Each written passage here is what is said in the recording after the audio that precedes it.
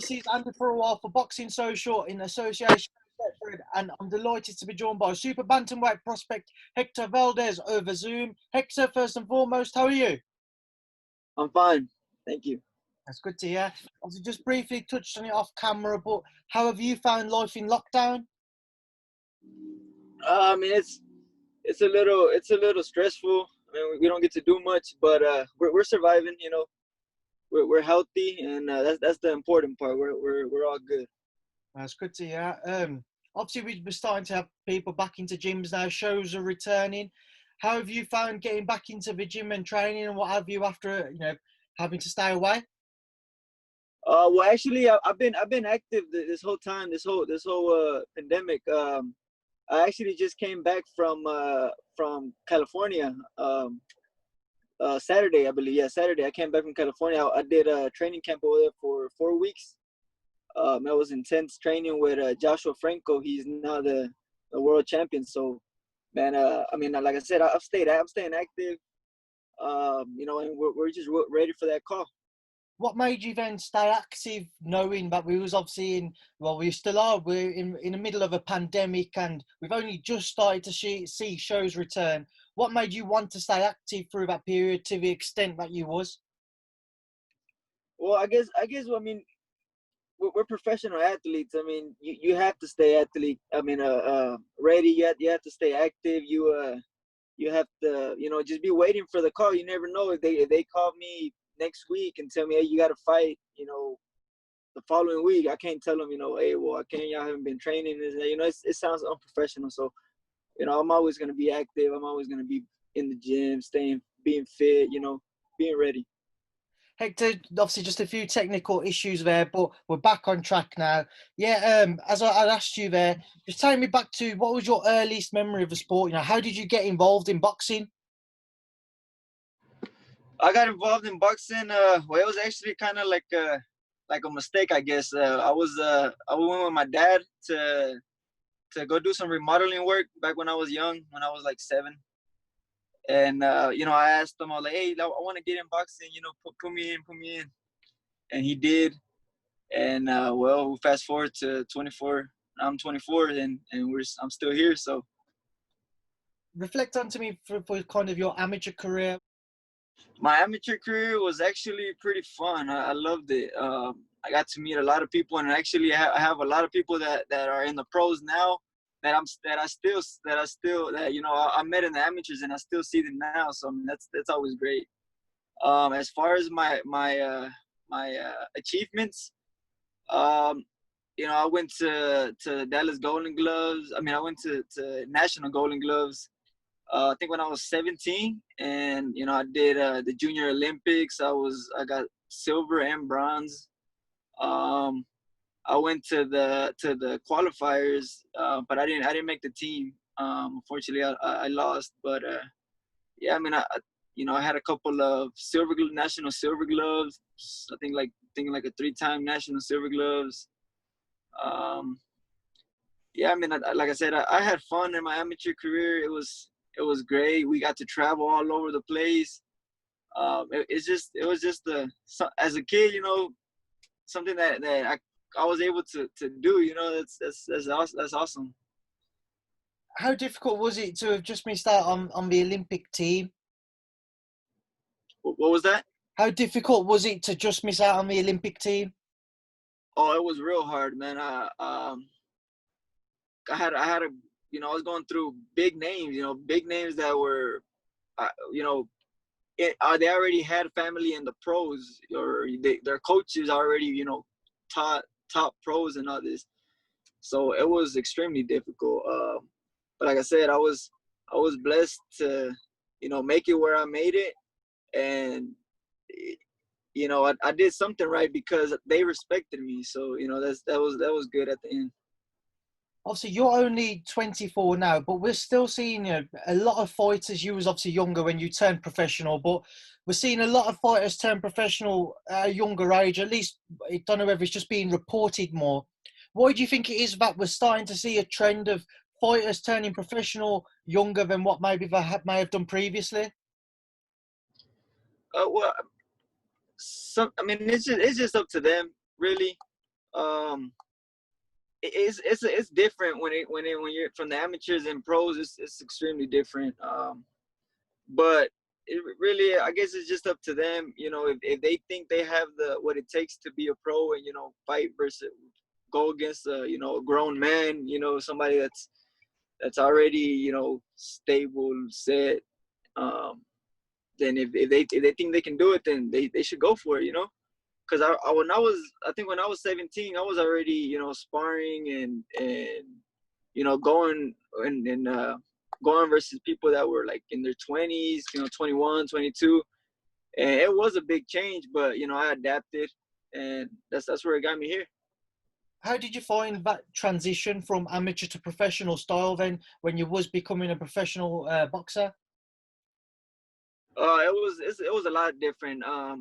When I was an amateur, when I was still in amateurs, they were using the point system a lot. So, it was a lot of get hit. I mean, a hit, don't get hit, and do all that. When I was in the pros and I started sparring pros, it was a lot different. They slowed down more. Um, the first 3 rounds I would go in, real quick, and later in the round, like in the 6, 7, when if we'll spar, 6, 8 rounds, whatever, they'll start, catching up.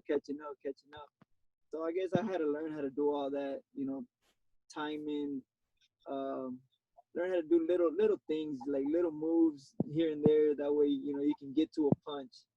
Learn how to adapt to other people's style and all that.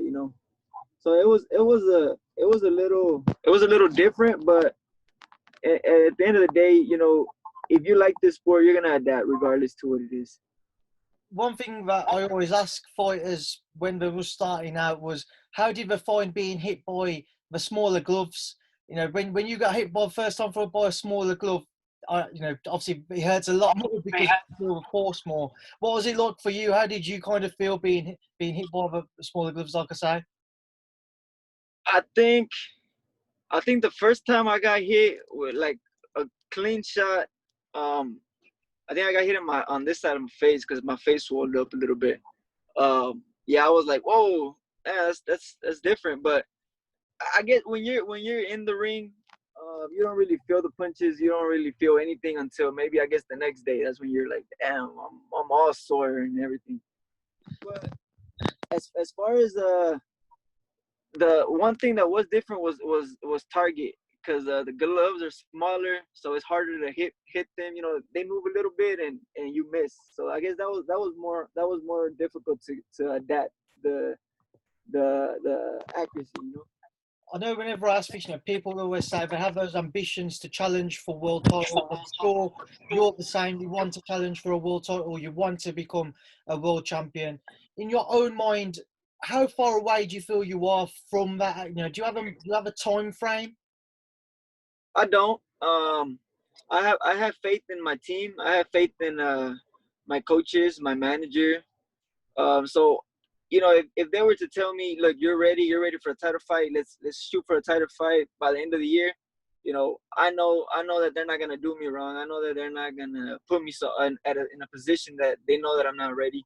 So whenever they say that I'm ready, I know I'll be ready because, like I said, I trust them. I have 100% confidence in them, and so when that time comes, we'll be ready. Obviously, fighting on Golden Boy shows and Oscar De La Hoya. When you're on those shows, when you're in the ring, do you feel the pressure to impress them? Do you feel the pressure to show Oscar that you can be the next big thing? Of course, you're fighting in a big crowd. You're fighting, you're on TV, so of course you wanna showcase your skills. Actually, the very first time that I fought on the Golden Glove card, uh, I was actually pretty nervous. That I and it's weird because I usually don't get nervous anymore. It is just another time. Go in the ring, we do our thing. We hope that we all come out safe. But that time, I don't know what it was. Maybe it was because I was with Robert Garcia, or maybe because I was, that was the first fight that I get to fight, for Golden Boy, or maybe because it was a big, a big event, and it was back in my hometown.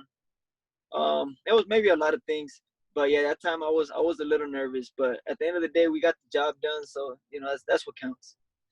Talk to me about Robert. What's Robert Garcia like as a trainer? I've only met him on a couple of times. When we was out in Texas for obviously Mikey's fight against Jesse Vargas. What is Robert like as a trainer though? Yeah, Robert is great. Robert is actually, he's real humble. If you were to meet him anywhere, you wouldn't even really know who he is, or what he does, because that's how humble he is. He fits in with everybody, he talks to everybody, and he's a cool guy. And as far as training, he's dedicated. If he tells you, you're gonna do this, you're gonna do that, he expects you to do it, and he'll get onto you if you don't do it. So as far as training wise, and as far as him being a friend or whatever, he's a great guy. So you have a number of talented fighters who Robert trains. You got Mikey, obviously the brother to Robert. What's Mikey like in the gym? Mikey's cool, man. He's I feel like he's just another guy. He jokes around. He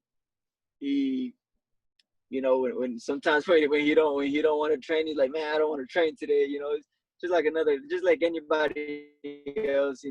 He's a cool dude. So other than he makes you feel like he's not a star. He makes you feel like he's just another guy. I'll just stay with that, and we've just briefly touched on Mikey there. Mikey, there's a lot of talk before lockdown, the potential bout with Manny Pacquiao. If Mikey was to fight Manny, obviously at 147, how do you think that fight would play out, Hector? That'll be a great fight, actually. I think Mikey's ready. I'll put my bets on Mikey. I know Pacquiao is fast. He's awkward. He throws punches from every angle, but I think Mikey can adapt. And like I said, I would put my bet on Mikey. Just to move away from him and on to another man who I know you're very good friends with, Vergil Ortiz Jr. What's Vergil Ortiz like as well? What's it like? Your friendship you have together. Oh, that's like my little brother. We've been knowing each other. Well, I've been knowing him since I was probably like 10, so he was younger than I was. And me and his dad, we always been real close. And to me, the way we talk to each other is like if we're brothers. Like any other day. Anything else. It's nothing big or anything. You mentioned obviously you feel like you're brothers. When you are together, do you feel kind of then a sense of responsibility for him? Not so necessarily saying that he needs you to look after him, but is that kind of how you feel, that you want to make sure that he stays along the right lines and the right tracks as life goes on for him? No, actually, I think he's grown already. He's a grown man. He knows what to do, and he knows what's right or wrong. Back in the day when he was younger, I would just see him as a little brother, just because he was just younger, and he was cool, and I liked his dad. Me and Big Vergil were real cool too. So that's why I saw him as a little brother. With Vergil as well, there's a lot of excitement about him and his future in the welterweight division. How far off do you feel he's from a world title challenge? I think he should be in a world title this year. If maybe if this whole pandemic didn't happen, he probably would have been fighting for a title now. But yeah, like I said, Vergil's ready. Vergil's ready. I think he's gonna dominate the 147. So if you look at the current champions at 147, you obviously have Errol Spence Jr. has unified 2 of the belts, Terence Crawford and Manny Pacquiao. In your opinion, out of those 3 world champions, who is the best at welterweight? Out of those, I would have to go probably with Pacquiao. Pacquiao, he's humble. He's just good all around, inside and outside the ring. So I think I think it would be Pacquiao. And obviously, with yourself, Hector, we've touched on your ambitions to challenge for a world. Look at the current champions at super bantamweight. You obviously have Murodjon Akhmadaliev, Ray Vargas, and Emmanuel Navarrete. Again, in your opinion, who do you see as the number one in your division? I think the number one in my division will probably be Ray Vargas. I think that's one of the hardest fighters. He's tall. He got long arms.